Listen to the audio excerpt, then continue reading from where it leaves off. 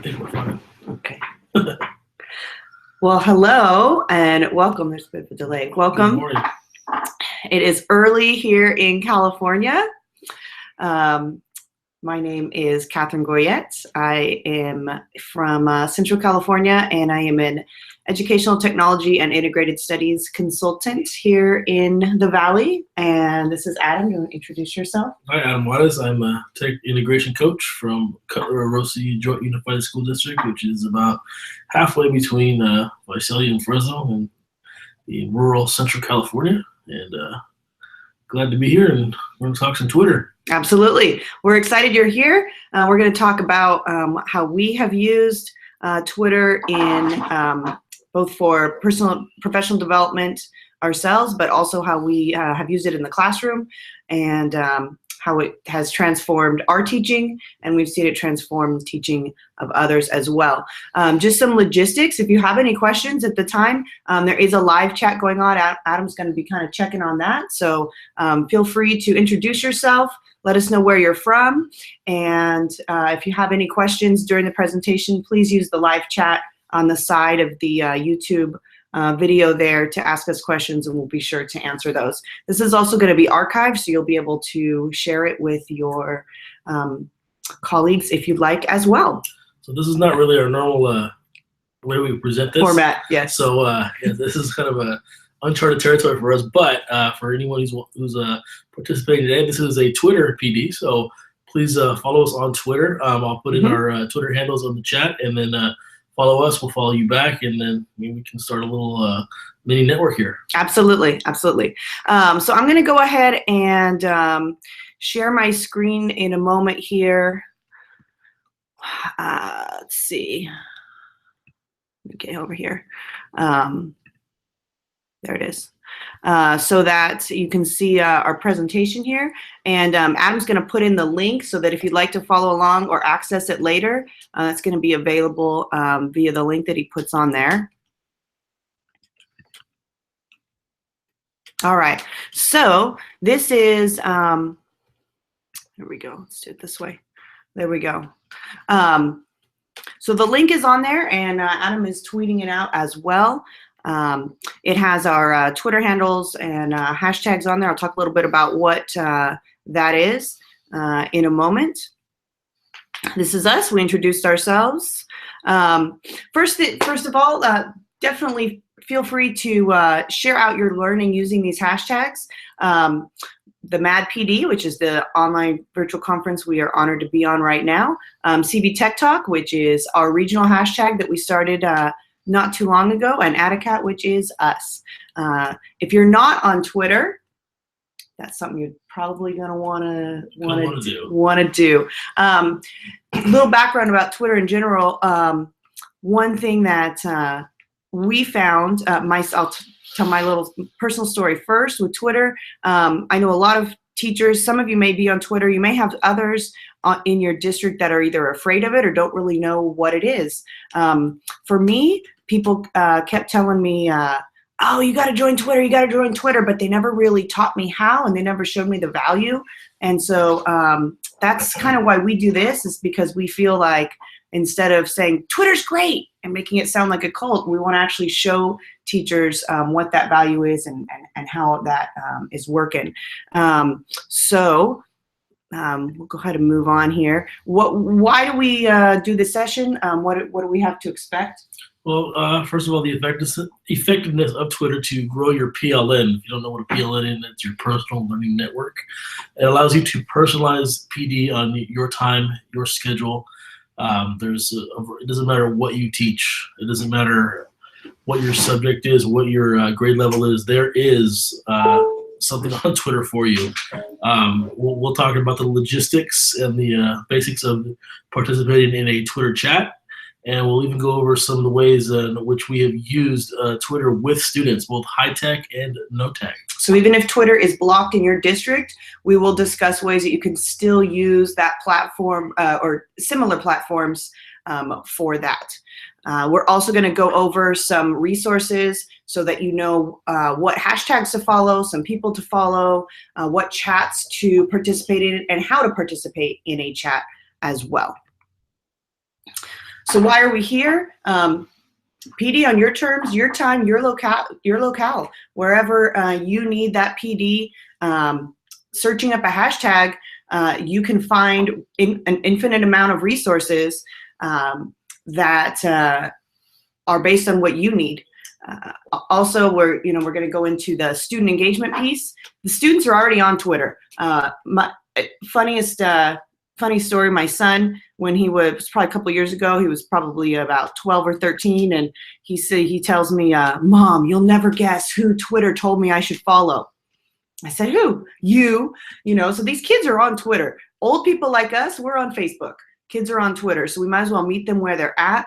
That is the platform that they're using. So we have our first question. It's from Miss Jessie Lynn, and she asked, how can you guys show how to join the group CV Tech Talk on Twitter? Now, we don't have a group for it on Twitter, but we do have our weekly chat every Wednesday at 7 p.m. Pacific. So feel free to join. CV stands for Central Valley, the Central Valley of California, but we have a global reach. It's kind of pat ourselves on the back for that. We didn't expect that. We were trying to build bridges between all the good things happening out here in the Central Valley of California, and lo and behold, we have people from all over the country and the world that participate. It's great. We're connecting people. That was our big kind of our purpose for starting this. So it's great that it's definitely grown beyond the Central Valley. That being said, yeah, you could definitely follow the hashtag on Twitter. Just search it and see kind of the stuff that's going on, and join our chat. Like Adam said, weekly. But we also have a Facebook group, which we were going to discuss in a bit. But we've got a Facebook group, a CV Tech Talk Facebook group, as well as a Google Hangout. Yeah, so we have that group on Facebook. So if you just search CV Tech Talk on Facebook, hashtag first. Yeah, make sure to put the hashtag, and then one of us will preview. So. And with that, why do we do this? Why do we use Twitter? Really, you're better explaining this slide, Adam, if you want to. Yeah. Well, again, collaboration fuels growth. We believe you need to not only feed yourself, but also feed your team. Now, by no means am I a Dallas Cowboy fan, but I will say that Ezekiel Elliott right here in this GIF did help me win my fantasy league. So kind of another motivation for putting it in there. I love this GIF. This is kind of a trend. You see a lot of athletes doing this little gesture here, the feed me. I love it how I think it kind of encapsulates what we do with Twitter. You see how he tries to feed himself with a little motion there. And then it's like he's giving a nod to the accomplishment of the team, because after this play, they fed him, and the team earned a first down. Twitter kind of works the same way. It's like a team. You feed yourself, and by feeding yourself, you're feeding the team. So it's a nice little metaphor we have for using this platform. And while we do believe we are going to talk about using Twitter in the classroom, once you build that PLN, that personal learning network, and you're able to feed yourself, that's going to enable you to use it that much more effectively in the classroom as well. So it really is all about the students and does go back to them. We talked a little bit about our PLN, our personal learning network. Something we've discovered is that not everybody is on Twitter. And so we also have a lot of, if you're trying to actually start a Twitter group, so to speak, you're starting to get, connect people with Twitter, and that's something you're wanting to do. Facebook's a great place to go as well.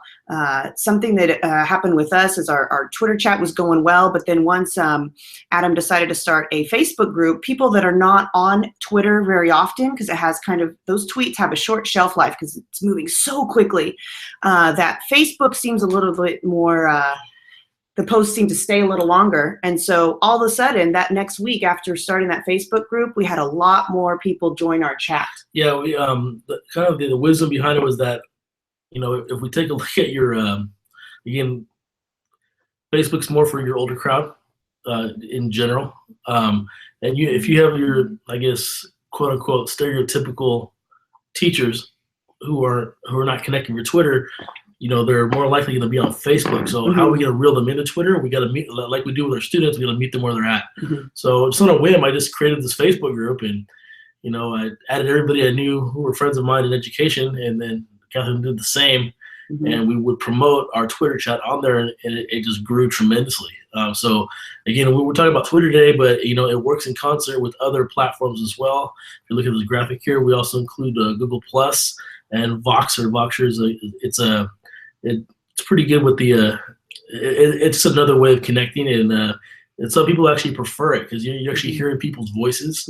I think it's kind of it's interesting how Catherine's more up to date on the Voxer because of her commute, and me, I'm more in tune with the chats. So for the pair of us, we kind of balance each other out. But it's again, you start a hashtag, you start something with Twitter, you can promote it on a variety of platforms. And actually, we could put the link to join the Voxer group on the chat, perhaps. Yeah, we'll do that at the end. Yeah, we'll put it at the end on the chat, and we'll also tweet it out as well. Yeah, it's also on. Yeah, we'll tweet it out as well. Okay. All right. So, what is a hashtag? We had the great fortune of meeting George Couros, and he says that if you don't know Twitter and hashtags, you are at risk of becoming illiterate. Yes. That's quite a strong statement. Yes, it is. I mean, the term illiterate, yeah. Going into, this was at a conference with, almost 200 teachers, 200 educators, and he's telling them, I know it's a little harsh, but you might be illiterate. And, but it's true, because that's what the 21st century, the now, that's where kids are at. They don't know what hashtags are. Yeah. So Adam, what is a hashtag for those of our listeners that are feeling a little bit bad that they may be a bit illiterate? For a hashtag, if you think of a number sign, okay, think of playing tic-tac-toe, same shape. Sharp sign if you're a musician. Yes, I was just gonna say that. But I'm sorry. I didn't get that because that's kind of your thing. A hashtag is kind of Twitter's way of making things searchable. Think of it as kind of like a name tag. You put a hashtag on it, it makes it searchable on Twitter. And actually, Google now includes hashtag searches. So you don't need to be on Twitter. You can search a hashtag in Google, and it'll give you the results for searching a hashtag. So it's there's so many ways that you can incorporate it, some ways that you can use it. And again, our kids know it. And if our kids know something and we're not aware of it, I'm sorry, George is right. You are definitely in danger of becoming illiterate because the kids know something. Whatever knowledge they have, if we're not leveraging that and helping them build those real life connections to the content, we're missing a huge opportunity. Yeah, this is our opportunity to bring our content, to make it relevant for them, to use a platform that they're already familiar with. So on this slide, if you've used the short URL that Adam had put earlier in the chat, and you go to this slide, this is slide 8, there's a list here that Adam has on his website of education hashtags. So if you're wondering, how do I even look something up? The thing about Twitter is there's so much information and it moves so quickly that you really do have to use those hashtags in order to find things, and that just allows you to kind of narrow your search. So there's all sorts of them. There's hashtag in GSS chat for those that are looking for more, science teachers or multi-subject teachers looking more about next-gen science standards. There's Kinder chat for those that kindergarten teachers that are looking for resources. So go ahead and definitely check that out if you're looking for ways to narrow your search with Twitter. Yeah, if you're a teacher on special assignment, great one. Out here, I know it's mainly West Coast built base, but it's a lot of great educators on there. It's called TOSA Chat. And, man, I go there at least. That's one I try never to miss, and it's fast paced. There's so many great ideas, and I'm sitting here today because of Twitter. We both of us are. Yep, we actually met via Twitter. Yeah, we had heard of each other through Twitter, right, before me, and then that kind of it's not even a joke. It kind of built the foundation for our collaborative partnership here, and we kind of hit it off, and it's going well. And Twitter again. I'm a homer here, but it's amazing. All right. Okay, so we have another list of some Twitter resources here that we provided for you guys, and I want to say that this one was actually provided. This is from Margaret in Virginia. Is that correct? Yes. Margaret Sisler. And so Margaret, actually, we know her through Twitter as well. The joke with us ed tech type geeks is that we see each other on Twitter. You have conversations with these people on the chats, and then all of a sudden, sometimes you hear them on Boxer, if you're in the Boxer group, and then all of a sudden, sometimes you see each other at a conference. And so many times I've seen someone's name tag and I point and I say, I know you from Twitter.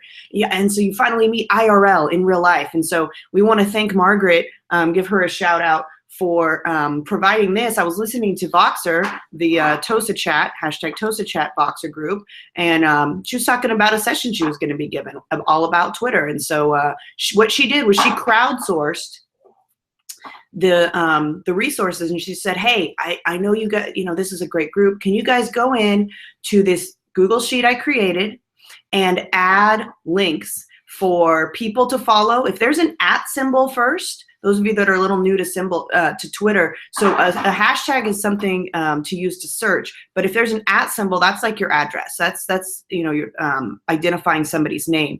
So the screenshot we have here, there's a lot more additional people to follow on here. But what's great about it is if you click on it, you'll see if I'm a primary teacher, here's some great people to follow. If I am a library and media specialist, these are some great people to follow. If I'm looking for transforming teaching, you'll see George Kuros, #1 right on there, Matt Miller, Dave Burgess. These are all high quality, top-notch people that you'll want to follow.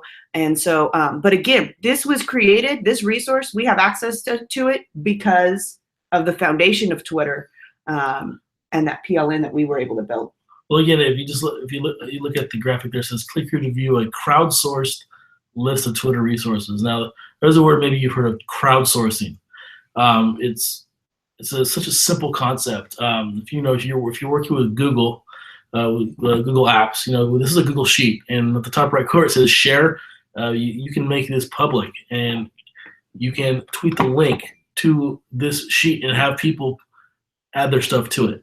There's so many applications to crowdsourcing, and again, this is a simple example of the power of crowdsourcing. Again, you're just seeing a screenshot of when this spreadsheet here was brand new. Mm-hmm. It's huge.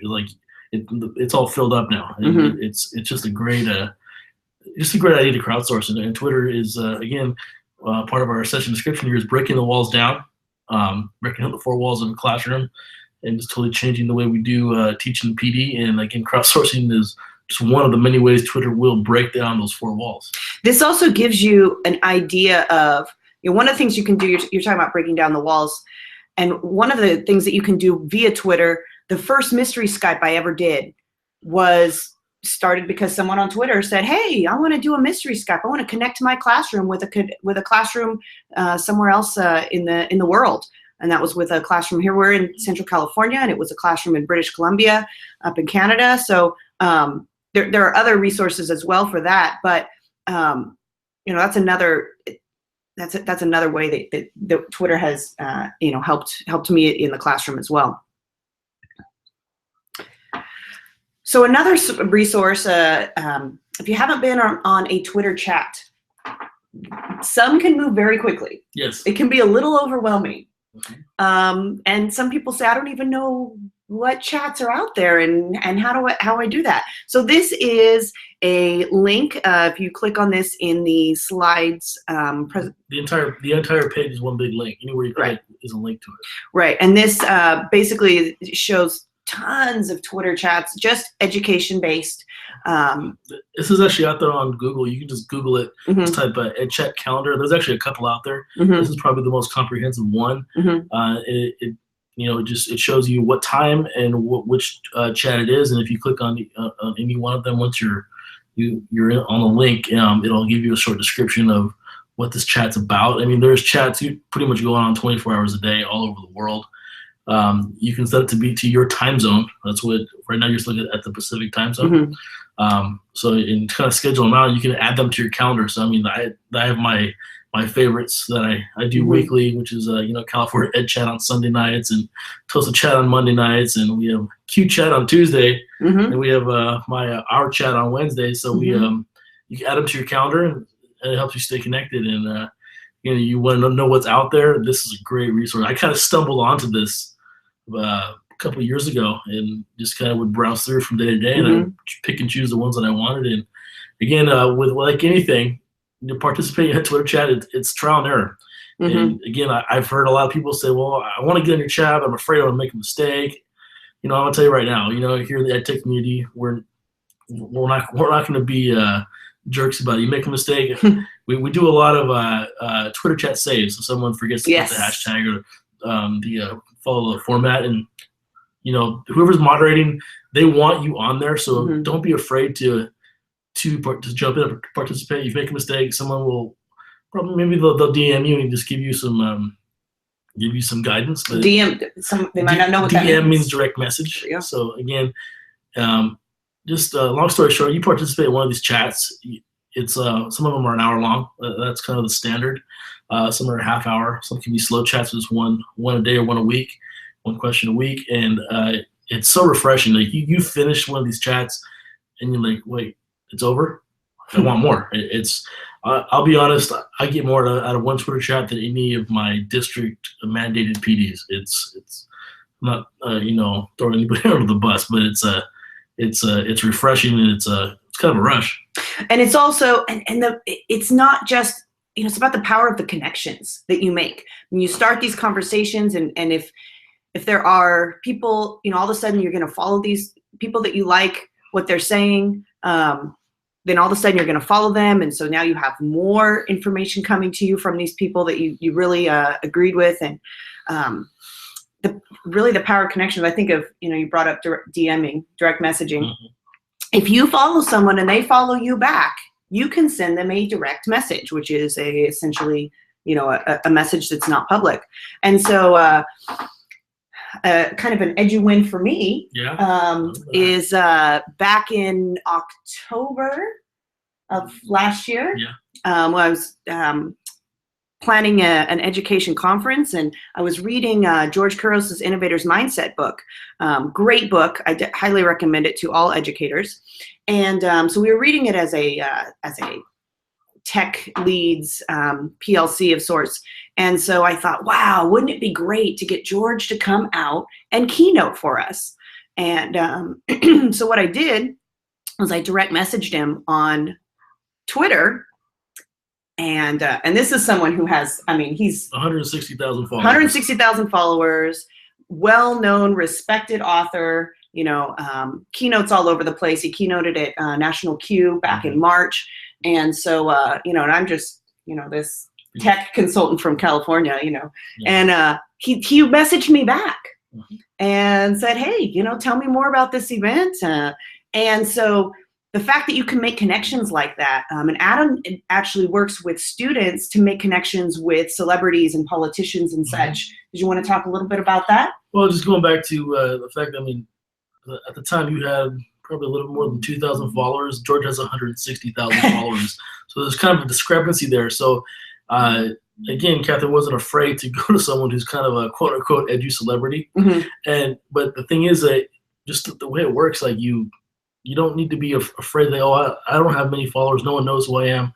Your followers will definitely start increasing dramatically once you start participating.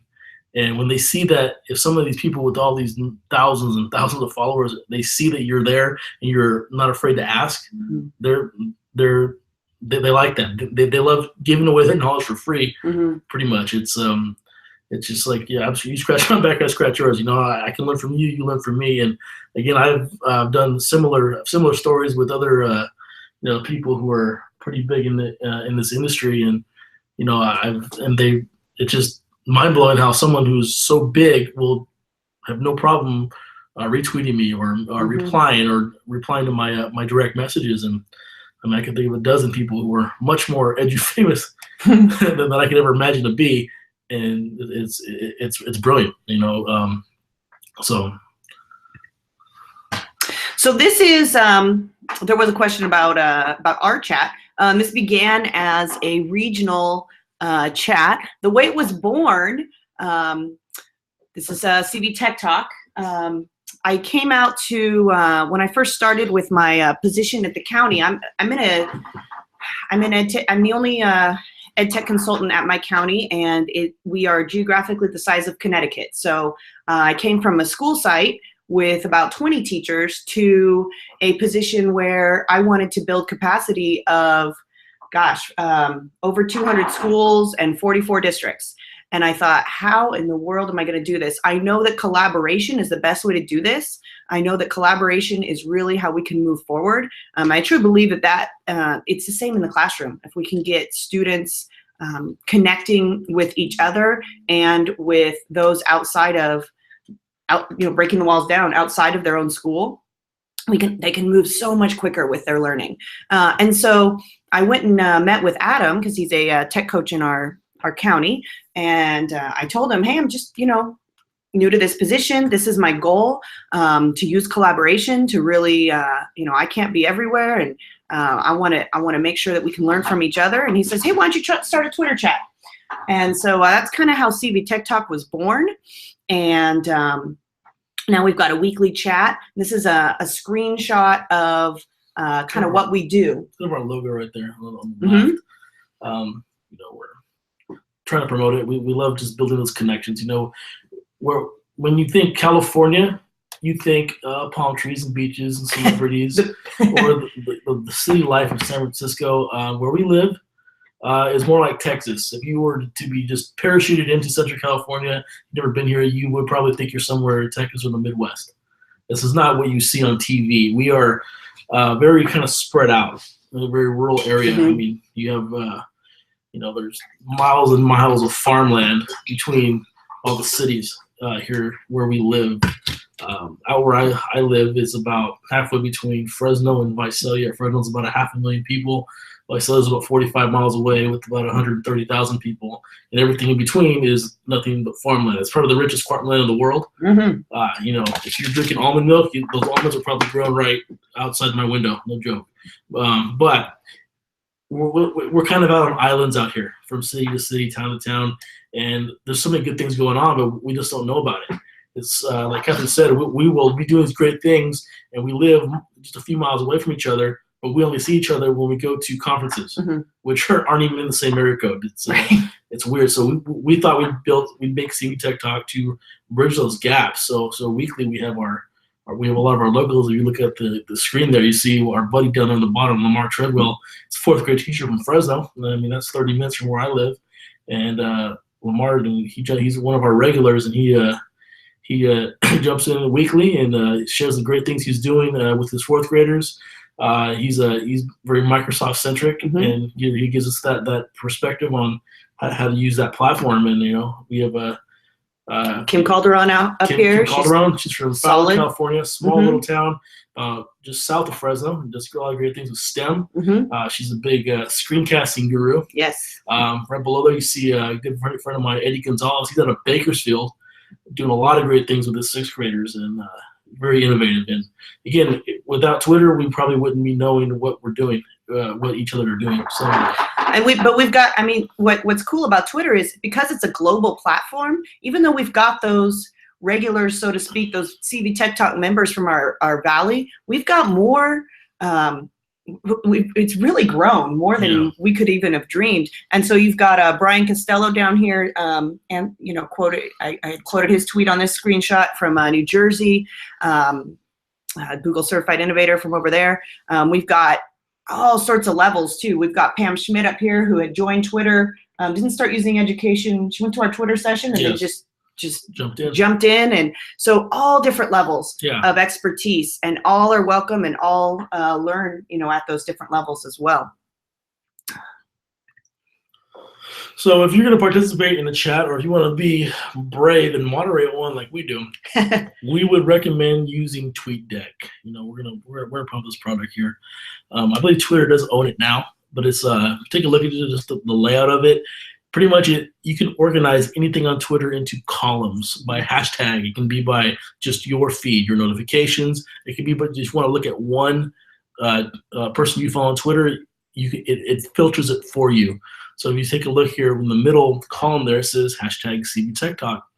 And just the tweets that have that hashtag are filtered into that column. So it filters everything out. Twitter can be very, very noisy, very overwhelming. If I look at my regular feed, it's just constantly nonstop going on. I mean, I follow, 2,800 people. So people around the world who are tweeting constantly, I can't just sit there and read each single one. You have to be able to kind of filter out the noise, and a hashtag is how you do that. So if you know the power of a hashtag and how to use it, you want a certain audience to see it. Certain people are looking for certain things, so you put the hashtag. If they're looking for that hashtag, that's how you filter it. And TweetDeck's a great way to do it. So when we do 7 p.m. every Wednesdays, we do our CV Tech Talk. We have this we have the hashtag CV Tech Talk column on TweetDeck, and it allows us just to focus on those tweets, and that's how we interact with everybody who participates. Speaking of hashtags, so CV Tech Talk is a hashtag that we created. There are many teachers that have created hashtags for their room. There's conferences that create hashtags. It's a great way to tweet out and publicize the great things that are happening in your classroom, in your school, etc. With Twitter, also sometimes we get a lot of questions about media release, of privacy of students. You can use stickers on the Twitter app on your phone to cover the faces to protect the privacy of your students. I always would just use actually on Twitter I didn't use names at all, but if you use just a first name and last initial, that's usually sufficient as well. I know Adam does that when he tweets out what's the great things that are going on at his school, what students are doing. But before you create a hashtag, make sure that you search. Yes. To make sure there's an unnamed conference that I went to. I will leave it unnamed, that did not search the hashtag first. And so they accidentally were hijacking another hashtag. So be sure that before you begin to, have this hashtag and publicize it and let the parents know, and just make sure that you search it first. Yeah. What really kind of got me really trying to leverage the power of a hashtag, I went to a conference a couple years ago, and I met a principal out from the Midwest. His name is Jason Markey, and he talked about building a positive school culture with Twitter. Now, in one of the stories he told was talking about how in the town where he works had a gang problem, and a lot of the gangsters were using the name of the town, hashtag the name Pride. I think it was the town's Layden, so it was hashtag Layden Pride. So a lot of negative things were being tweeted out using that hashtag. So he's like, you know what? Well, why don't we hijack this hashtag? Why don't we? His hashtags are public. Nobody owns them. Anybody can use them. But if you can, what he did, he encouraged all the students in his school to tweet out using that hashtag so much to the point that we're going to put all the positive stuff using this hashtag, and we're going to drown out all the negative. And to the point where pretty much the gangsters gave up. If you'd have to really, really search to see the negative stuff. And that story has stuck with me ever since. And, George Couros tells a similar story about how, have the positive be so loud that you don't even hear the negative anymore. Right. So I know a lot of people may be kind of hesitant about, Twitter because of that. But again, if you can drown out that negative with the positive, again, it's such a powerful tool. It's a great lesson in digital citizenship.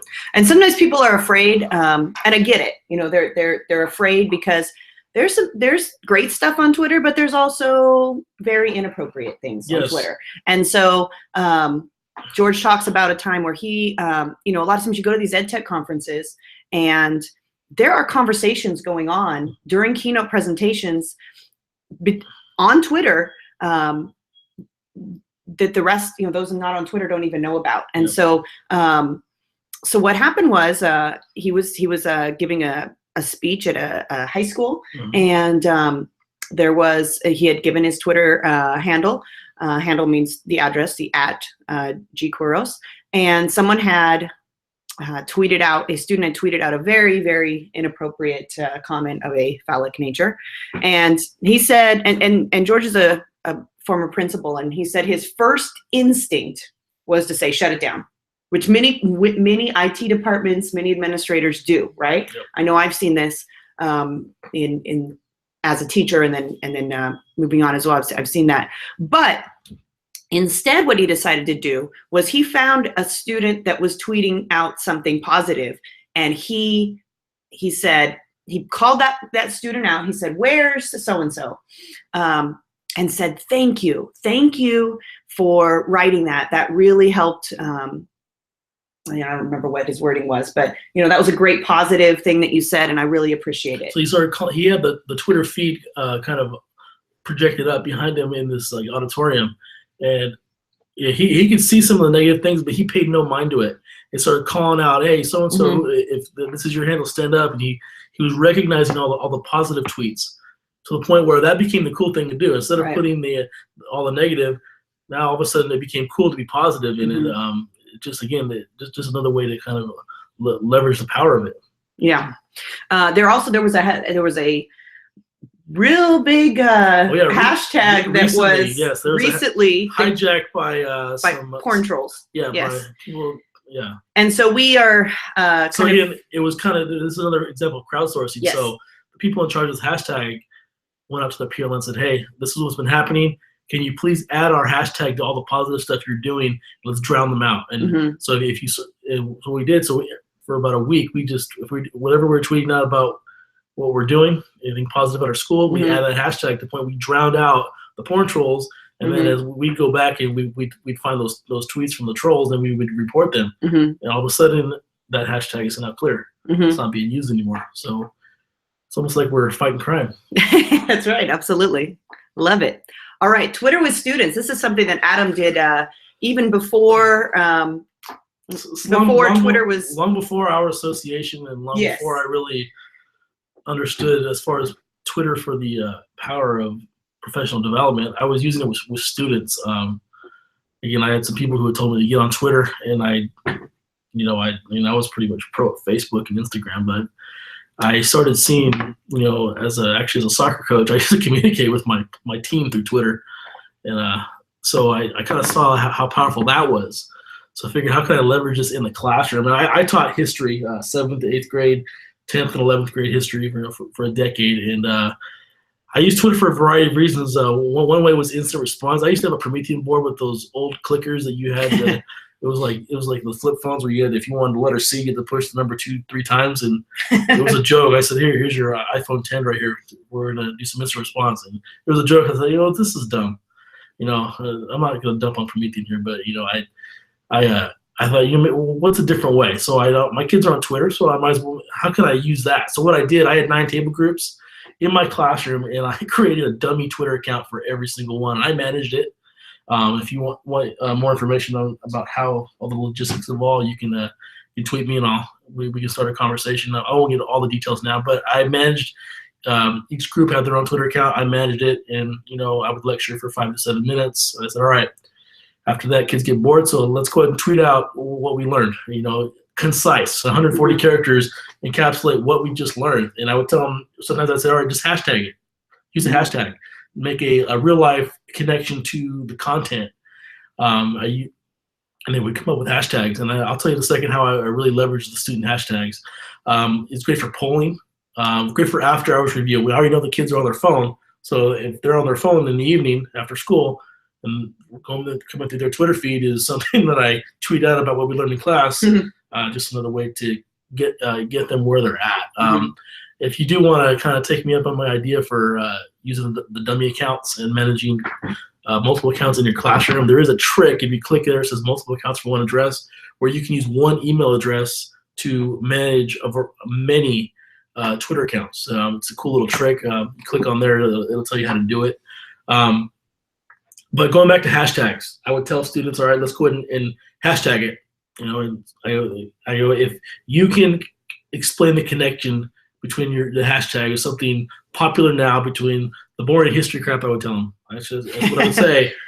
I know most of you, unless you're really into history, you don't care. I mean, what's the most common subject people say is boring is history. I get it. So if you can make that connection to what we're learning, you're more likely to enjoy it and more likely to remember it. So the meme you see on the left, I used to take student hashtags and I would have them create memes. So when I first started doing that, we were talking about Civil War, and this was an 11th grade class. We're just kind of briefly go over the Civil War and the Union's battle plan. So if you're not familiar with the Civil War, the Union, they had a plan to defeat the Confederacy that they called it the Anaconda Plan. So I spent 5 to 7 minutes talking about that. And after 5 to 7 minutes, I said, all right, go ahead and hashtag it. So I had this one student the entire time. He was just kind of a goofball, but I hear him kind of giggling the whole time. And I didn't shut it down because I knew he was honest. So I could tell he'd made a connection to the content. And I could tell he was excited. He had thought of a hashtag he thought was funny. So when it came time to hashtag it, like he had already written down his whiteboard, and I go, hold on, give everybody a chance to do theirs. And I said, I'll call on you first. So when it came time to share the hashtags, all right, so-and-so, go ahead and stand up, hold up your whiteboard, let's see your hashtag. And it says, hashtag Nicki Minaj. This was like 2012. And I'm like, Nicki Minaj? What? I go, I don't get it. And the kids gave him kind of a weird look, like, what's that got to do? We all knew he was trying to make a joke. But the plan that the Union had used to defeat the Confederacy was called the Anaconda Plan, where they would surround the Confederacy and squeeze in until they would give up. About that time, Nicki Minaj had a song that was called the Anaconda Song. And it was brand new, and I wasn't really aware of it. So I'm like, dude, I don't get it. You need to explain the connection. So he started singing the song, and all the kids started getting it. So I had that kid make this meme where you see on the screen. And a week later, when we reviewed for the exam, I would have students create memes for their hashtags, and we would just instead of putting up a bunch of boring bullet points for a study guide, we just threw up the student-made memes that were generated from the hashtags, and within 10 seconds, they saw the meme and they remembered. So it was just it was a big edgy win for me, and I just love telling that story. And what I love about that is a couple things. Number one, you're making connections with students, but you're forcing them to. When you force them to come up with a hashtag, they have to really think about one word, or a phrase that summarizes their learning. That's a tough skill. Yeah, that's a difficult thing to do. That's some critical thinking right there. That's critical thinking. Yeah, absolutely. You can explain that connection between something in pop culture now to something that happened 150 years ago. Yeah, that's not easy, but that's the kind of thinking we want for students, especially now in the days of Common Core. Absolutely. And not only that, the other thing I like about this is having to synthesize your learning in 140 characters, because Twitter, you can only use 140 characters. And so, forcing kids to do that, it does a couple things. Number one, it's less grading for you, right? Which, because, I'm sure there's, all of you are, you don't want to be reading essays every night, right? But that's, if you can, to make something complex simple is a very important skill. And so if we can do that, if our students can show us their learning in only 140 characters, they understood what we talked about in 140 characters, they can explain that content. That's powerful. That's really a great way to go. So it's another reason that I really like this. Now, again, going back to this, I talked about how using whiteboards, there's no tech involved. There's Correct. No Wi-Fi and no internet. You can totally Twitterize your classroom. You can have kids on things they write on paper, have them hashtag it that way. Yeah. I didn't use it. It didn't require any Twitter at all to create that meme. I was using whiteboards. So there is a no-tech version of doing this. There's also classrooms where the kids, while they're learning something, they're free to go up to kind of the mock Twitter board. I used to have that. Yeah, and so they'll go up and they'll actually write their hashtag, or they'll write their 140 characters, and so it's just this on the whiteboard. We have a record of student learning. What I used to do, I didn't even have a whiteboard, so I took copy paper and put them in sheet protectors, and I just kind of pieced together my own kind of Twitter whiteboard.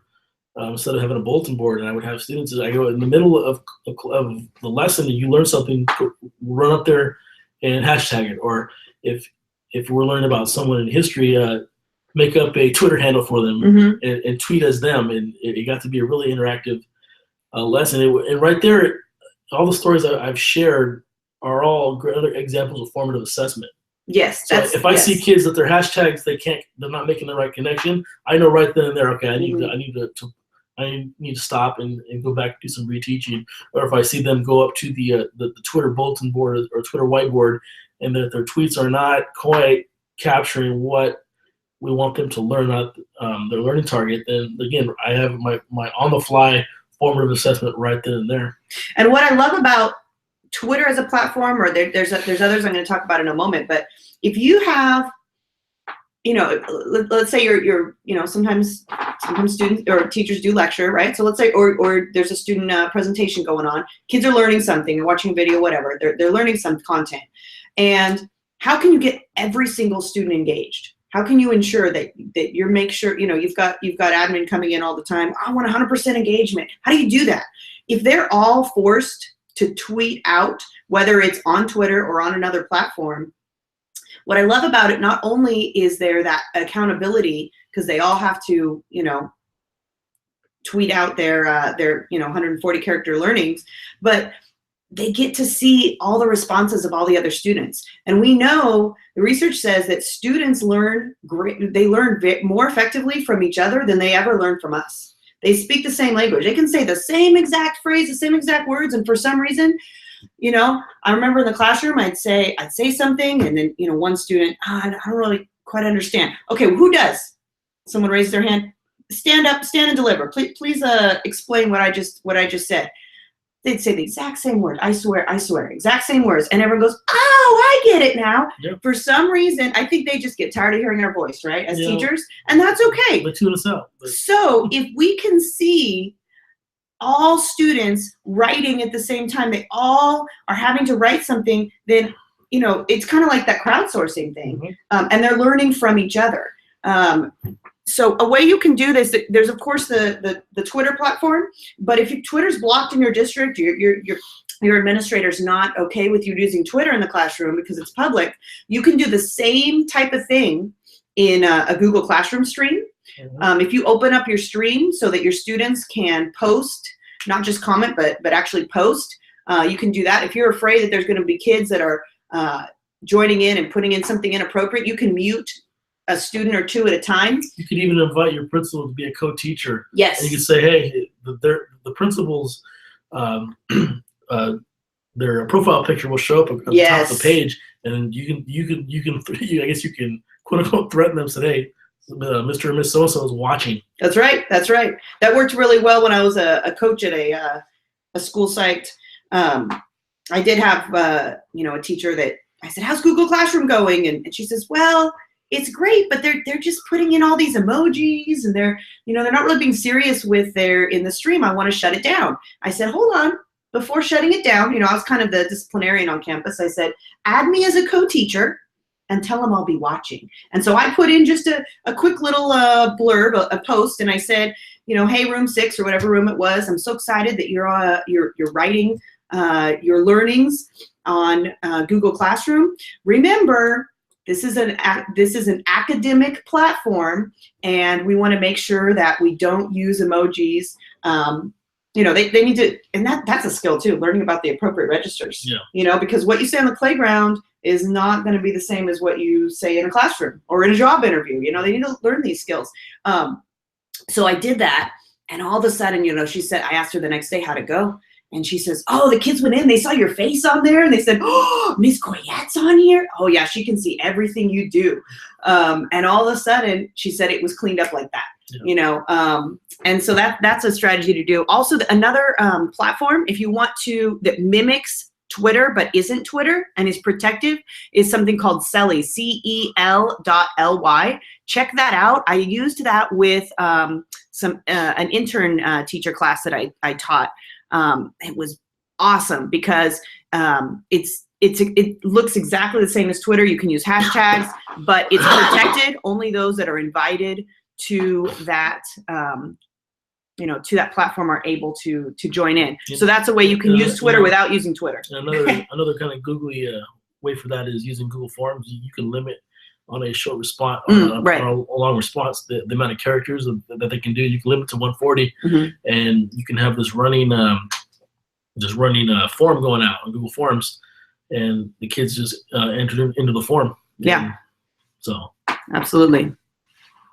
Here's an example that Adam used for after hours review. Do you want to talk about that for a bit? Yeah, usually at the end of semesters, when they're right before finals week, the Sunday before finals week, I work at a Rosie High School, and at Rosie High School, the science department will kind of contract me out to kind of train their students on how to do a Twitter chat. And the Sunday before finals week, each teacher will give me a list of kind of the 7 or 8 enduring understandings they want that these kids need to know for the final. And I'll train them, the Thursday or Friday the week before. I'll do a mock Twitter chat, get them used to the format. And then I usually do it like on a Sunday night at 8 p.m. And I will moderate the chat, and students get on and they will kind of do some review. And the first year we did it, it was about 7 or 8 kids. This year we had about 40 jump on, that was a big win for us. And you can see them. The whole idea when you're in a moderated chat, whether it's in general or for students, they got to be open to questions. You need to have some divergent thinking. There should be questions that have multiple answers, and you have them, reply to each other, kind of discussing the validity of answers, and maybe come to a conclusion about which answer was the best. And we do that for about an hour, 8 to 9 p.m. on usually the Sunday before finals week, and we've seen some really good buy-in from the students. So some of you, if you haven't participated in a chat before, you may be wondering, how does that even work? What does that look like? So this is a graphic that we, kind of a cheat sheet, so to speak, that we created to help you learn how to participate in a chat. You can do this with your students. You can do this yourself, of course, using the EdChat calendar that we provided in an earlier slide. But you can also use this with your students. And even if you don't have Twitter, if you want to do this on Google Classroom, or you want to do this even low tech, no tech, with a whiteboard, or if you wanted to put it on Celly, cel.ly is the link for that. And that is in the chat right now. Okay, perfect. And I want to give a shout out to Joe Marquez, who told me about Celly. I used it 2 days later in a class, and it was awesome. So, if Twitter's blocked, go ahead and try that if you love the Twitter format. But this is what the chat looks like. First, you got to always be using the hashtag. That's how everything else is filtered out. So that's going to make sure that everything that you see is with that hashtag itself. On the left, you'll see the format for using Twitter, and then on the right is if you're using TweetDeck, which is the platform that we talked about a few slides earlier. One thing you need to remember is if you're on Twitter, TweetDeck will refresh automatically.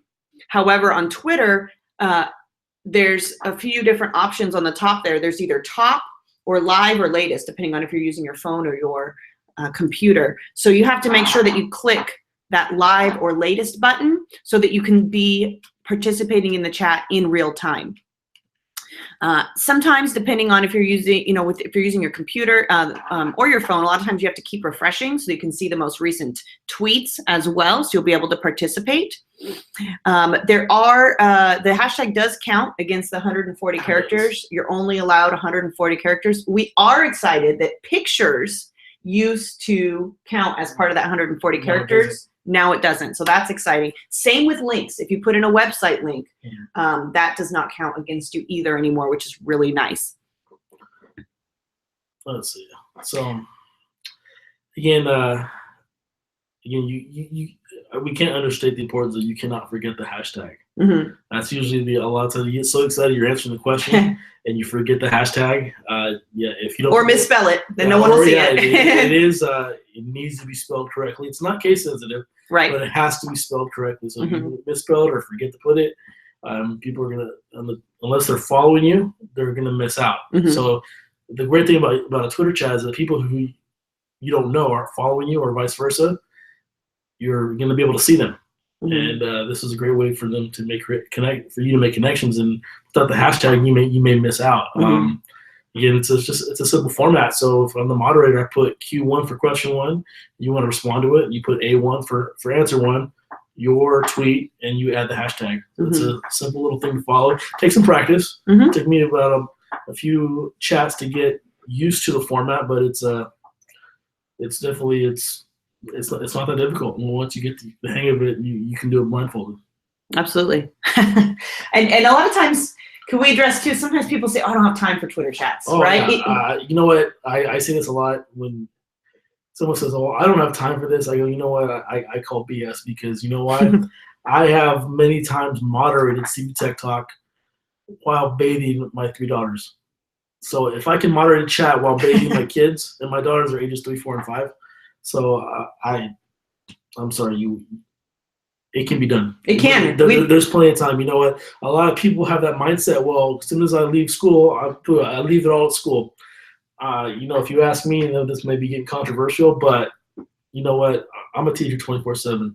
I'm myself 24/7. I'll be honest. I do things for my personal life. I'll address that in my free time at work. Same time I'm at home, if I get a spare moment, I'm going to check Twitter because I'm passionate about what I do. And if you're passionate about what you do, this is a very powerful tool, and you really want to get better, and you want to do what's best for student learning. You'll make the time. You'll find the time. My daughters know when we do CV Tech Talk. Mm-hmm. They know it. They go, "Dad, it's the time for CV Tech Talk," and they'll see me on my laptop. I'm moderating it, and they'll go get their tablets, and they'll pretend like that they're doing the same thing. And I'm modeling some digital citizenship for my kids. So I have them right there with me. I'm not ignoring my kids. They go play on your tablets or something. But we have the Google Hangout coming and going on, and then they come and they say hi to everyone. Everybody,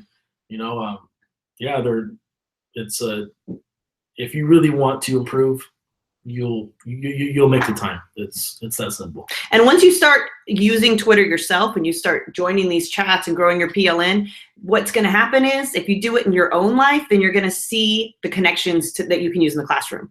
And so we really, yes, we did address ways to use Twitter in the classroom and such, but the more that you use that at home and the more that you use it for your own professional development, it's going to be night and day, the difference. You're going to say, oh, now I get it. Now I know how I can use this in the classroom. So,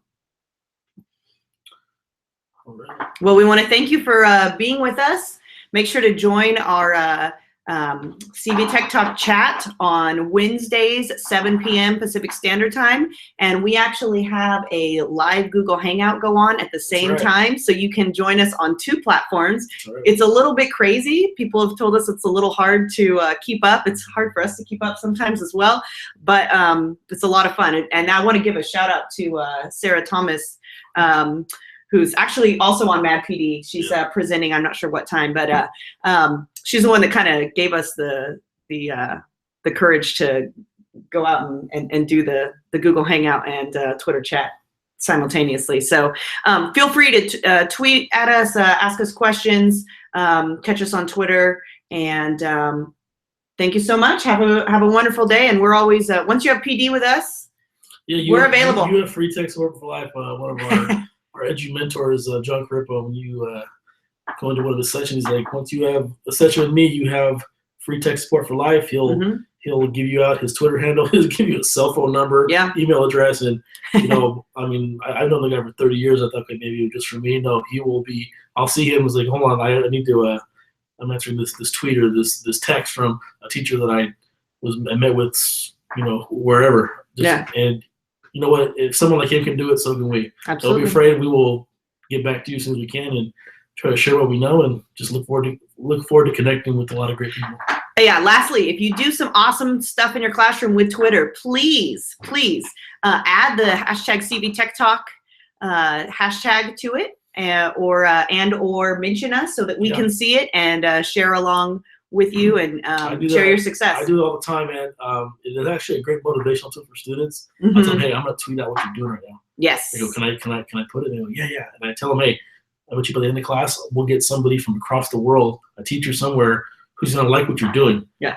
So the kids are asking me, hey, who liked it? Who liked it? Like, hey, you got a teacher from Georgia that just liked what you did. So you see them actually trying harder. So again, when kids know that they're being watched, they feel like they're on stage, they tend to try harder. So you're leveraging that authentic audience. There we go. It's powerful. Thanks so much, and have a wonderful, wonderful day.